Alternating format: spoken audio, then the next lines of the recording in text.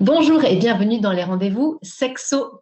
Pas ce soir, trois petits mots qui bien souvent peuvent laisser deviner une possible faille dans la relation. Pire, si on la laisse faire, la fissure laissera place à un gouffre qui engloutira tout cru, toute trace d'une ancienne passion. Pas ce soir ou l'histoire d'un désir en fuite, comment vivre avec les décalages de désir dans la relation, comment amorcer le dialogue sur ce sujet sensible et trouver des pistes de solutions.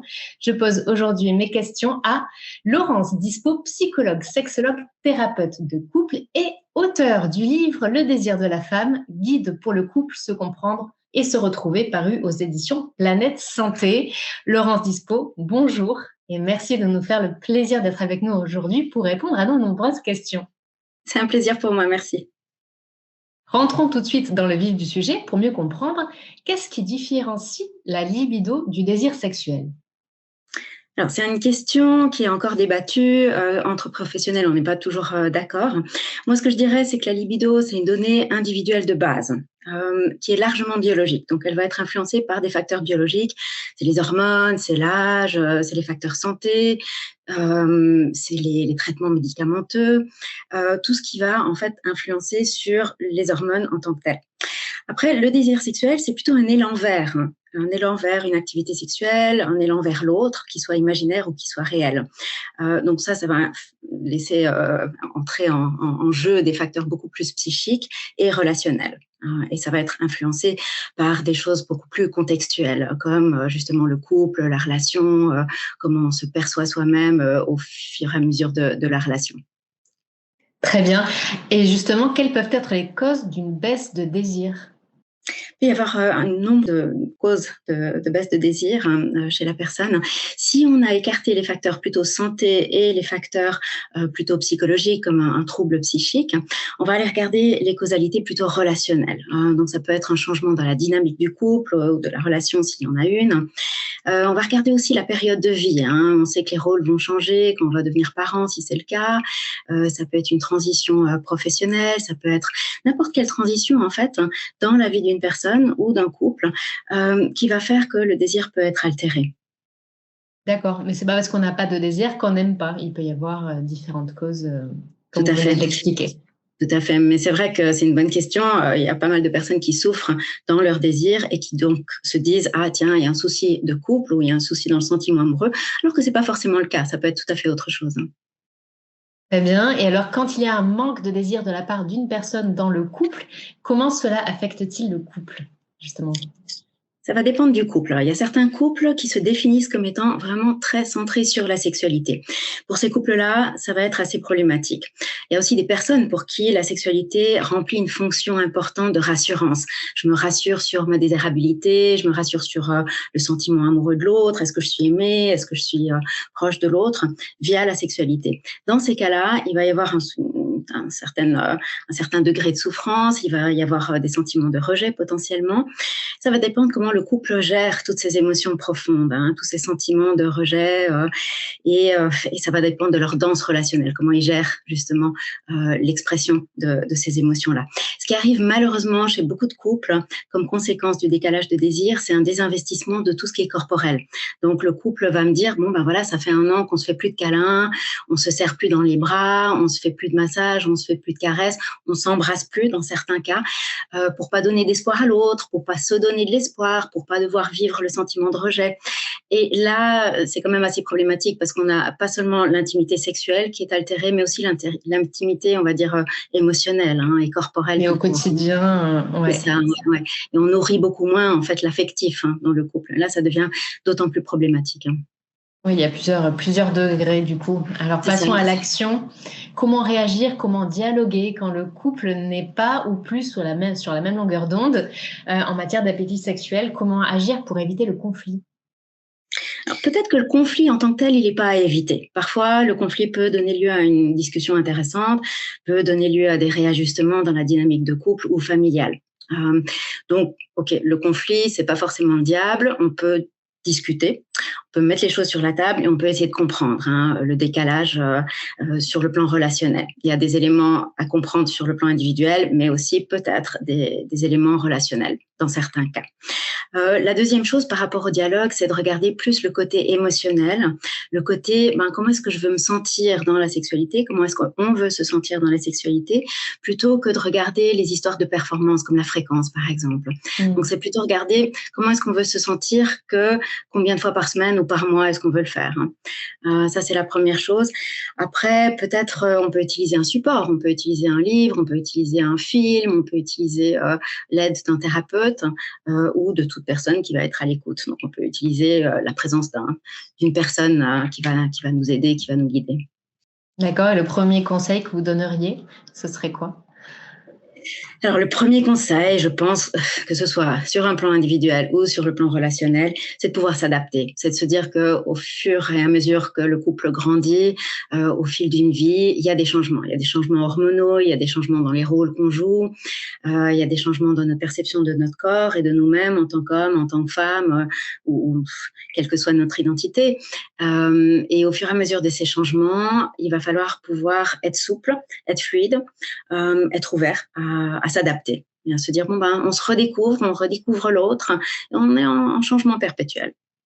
D'accord. Et on rappelle évidemment on sait que souvent le consentement sexuel dans un couple reste un petit peu tabou, mais qu'un non reste un non. Voilà. Et quand il n'y a pas de oui, généralement c'est non.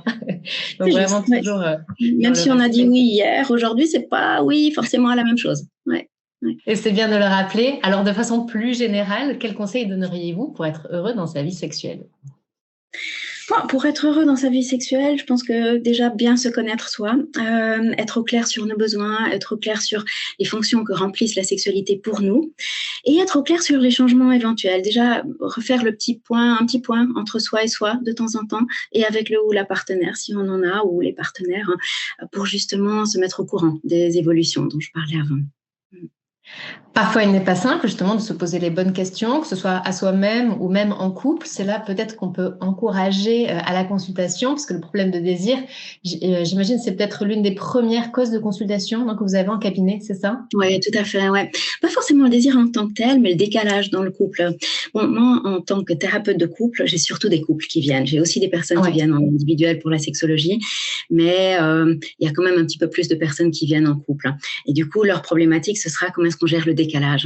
Décalage en termes de fréquence, ou alors décalage en termes de comment on vit les choses, de nos besoins en termes sexuels.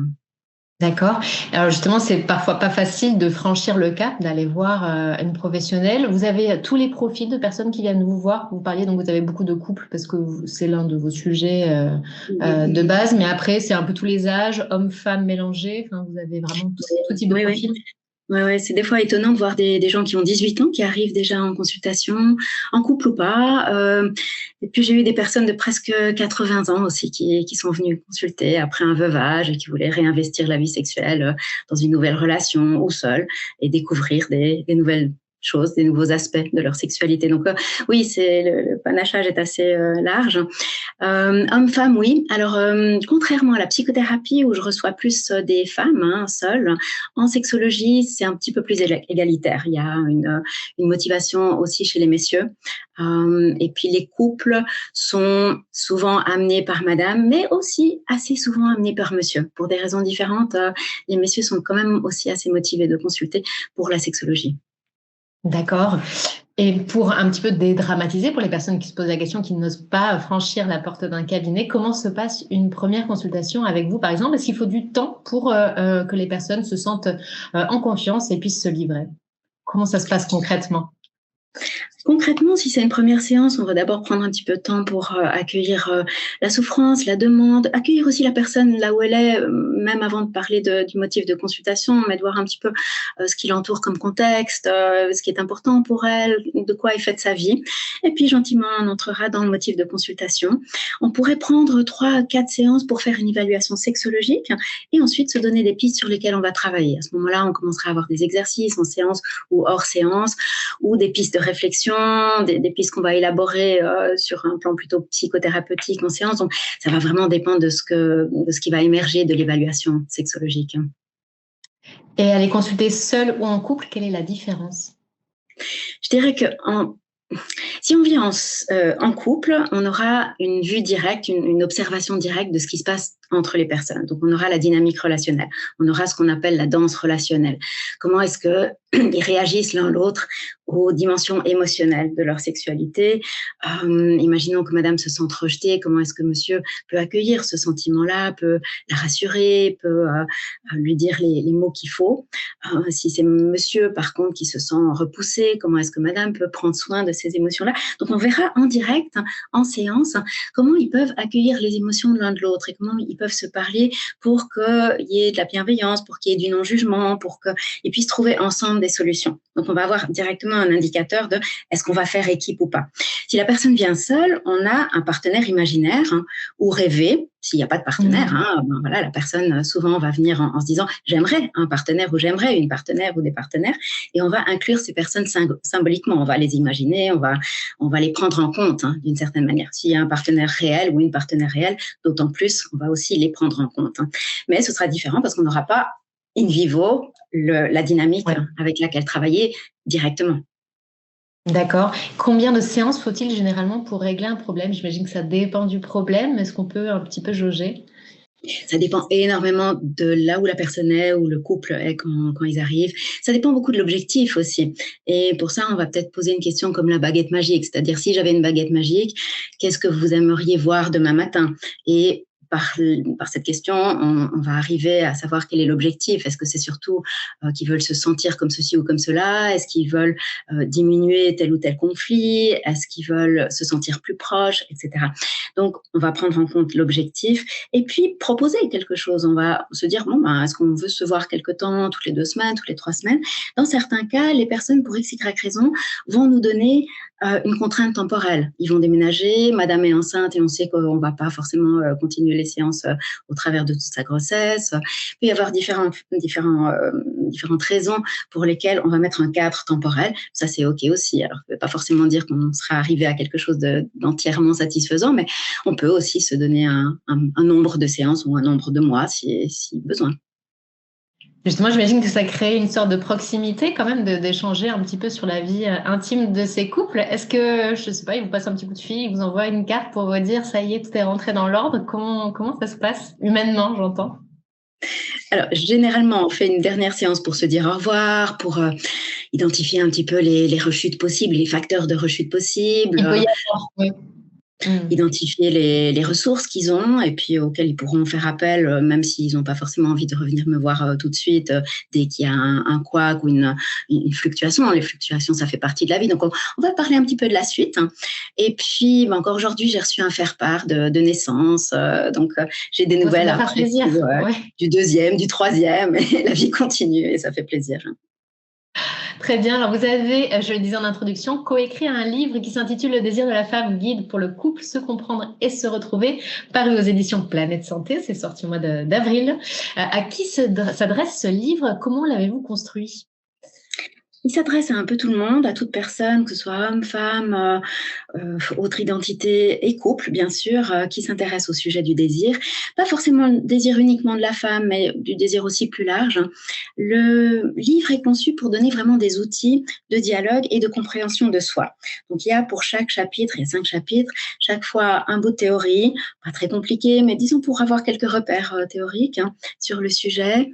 Ensuite, il y a des continuums. Alors, les continuums, c'est simplement des axes sur lesquels on peut se positionner pour dire, moi, je suis plutôt de tel côté ou de tel côté. Par exemple, j'ai plutôt un désir qui vient spontanément ou plutôt j'ai un désir qui vient de manière réactive. Donc, on va se positionner sur ces continuums pour avoir un outil de discussion avec l'autre ou déjà un outil de compréhension pour soi. Donc, chaque fois, il y a 4 ou 5 continuums. Ensuite, il y a une illustration clinique pour que les gens s'imaginent un petit peu comment on traite telle ou telle thématique en séance. Et puis, on finit avec des outils, donc des exercices pour se connaître soi-même, des outils de repérage de nos sensations, de nos fantasmes, de nos codes d'attraction, pour de nouveau avoir vraiment quelque chose de concret pour avancer dans la compréhension de soi, et des exercices aussi pour dialoguer avec le conjoint, le partenaire ou la partenaire. Donc, c'est vraiment conçu pour que les personnes puissent s'aider eux-mêmes, si vraiment besoin, Évidemment, elles peuvent toujours consulter, elles peuvent, ça m'arrive d'avoir des gens qui viennent avec le bouquin en disant, ben voilà, on en a discuté sur telle ou telle dimension, on voit qu'on est vraiment aux antipodes, qu'est-ce qu'on peut faire? Oui, c'est ça. Donc, c'est parfait. C'est un bon guide, en fait, déjà pour savoir où on en est. Et puis, comme vous le disiez, avec des petites informations pratiques. Et effectivement, donc, pour toutes les personnes qui sont en souffrance, qui se posent des questions, qui ont des difficultés dans leur vie sexuelle, il ne faut pas hésiter à consulter un ou une professionnelle comme vous. Comment fait-on pour vous consulter? Pour ma part, j'ai un site internet, c'est www.psydispo.ch. J'ai un autre site qui est sexologiecouple.com. Donc, sur le site internet, il y a tous les détails pour pouvoir me trouver. Il ne faut pas rester tout seul, surtout là, on vient de le voir, et avec toute la bienveillance du monde, il existe des solutions à tous les problèmes. Donc, n'hésitez pas. Je remettrai toutes les informations, donc que ce soit les références de votre ouvrage et les liens vers vos sites dans le descriptif de cette vidéo. N'hésitez donc pas à la consulter si vous avez le moindre souci. Merci beaucoup d'avoir répondu à nos questions, et qui sait, peut-être à bientôt pour un prochain sujet. Merci beaucoup, avec plaisir. Bon après-midi. Merci à toutes et à tous de nous avoir suivis. À bientôt. Au revoir. Au revoir.